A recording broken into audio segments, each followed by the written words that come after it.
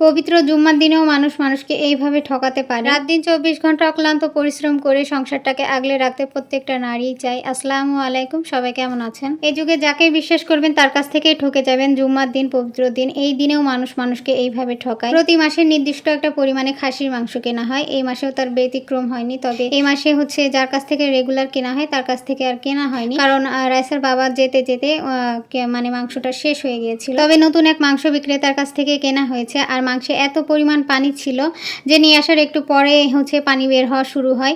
আর পানি এত পরিমাণ বের হয়, হতে হতে দেখুন মাংসের অবস্থা। খাসির মাংসে কিন্তু গরু মাংসের তুলনায় মাংসের পরিমাণটা বেশি হয়, কারণ গরু মাংসে বড় বড় হাড্ডি থাকে, আর খাসির মাংসে কিন্তু অত বড় বড় হাড্ডি থাকে না। তো যাই হোক, উনি যে কাজটা করেছে এতে উনি হয়তো বা ভাবছে উনি লাভবান হয়েছে।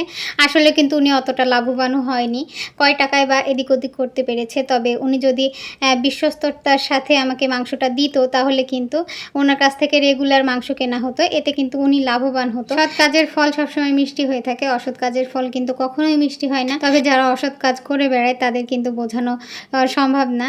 তারা হয়তো ভাবে যে এটাতে আমরা অনেক লাভবান হচ্ছে, আসলে কি তাই বলেন তো? তাই কিন্তু না।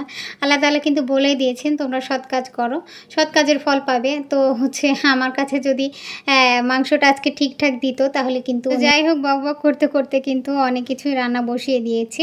যেহেতু জুম্মার দিন, শুক্রবার, আজকে একটু ভালো মন্দ রান্না করাই হয়। আসলে আজকে দিনে রাইসার বাবা বাসায় থাকে, তো আমি চেষ্টা করি এই ছুটির দিনটায় একটু ভালো মন্দ রান্না করা। এতে করে আমার মেয়েটা অনেক খুশি হয়ে যায়, আর মেয়ে খুশি মানেই তো আমি খুশি। তো বাচ্চারা যা চায় সেটা সবসময় করার চেষ্টা করি, তবে সবসময় পেরে উঠি না। তো কথা বলতে বলতে কিন্তু আমি রোস্টের মশলাটা খুব ভালো মতো কষিয়ে নিয়েছি। এই পর্যায়ে আসার পরে কিন্তু আমি ঘি আর বেরেস্তা অ্যাড করেছি। রোস্ট রান্না ঘি আর বেরেস্তা দিলে কিন্তু স্বাদটা একেবারেই দ্বিগুণ হয়ে যায়। তো যাই হোক, আমি আবারও নামানোর আগে ঘি দিয়ে দিলাম।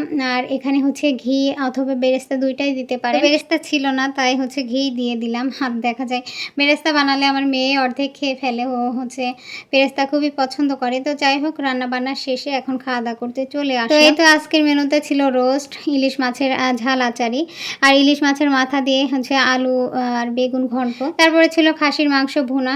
এই তো ছিল আজকের মেনু। তো রাইসার বাবা তো খুবই খুশি, আজকে ঝাল আচারি রান্না করেছি তাই। তো এটা দিয়েই তার অর্ধেক খাওয়া হয়ে গিয়েছিল।